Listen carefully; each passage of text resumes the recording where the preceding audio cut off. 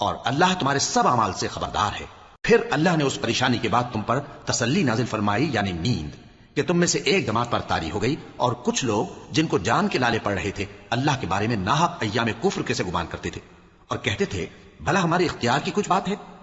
تم کہہ دو کہ بے شک سب باتیں اللہ ہی کے اختیار میں ہیں۔ یہ لوگ بہت سی باتیں دلوں میں مخفی رکھتے ہیں جو تم پر ظاہر نہیں کرتے تھے، کہتے تھے کہ ہمارے بس کی بات ہوتی تو ہم یہاں قتل ہی نہ کیے جاتے۔ کہہ دو کہ اگر تم اپنے گھروں میں بھی ہوتے تو جن کی تقدیر میں مارا جانا لکھا تھا وہ اپنی اپنی قتل گاہوں کی طرف ضرور نکل آتے۔ اس سے غرض یہ تھی کہ اللہ تمہارے سینوں کی باتوں کو آزمائے اور جو کچھ تمہارے دلوں میں ہے اس کو صاف کر دے، اور اللہ دلوں کی باتوں سے خوب واقف۔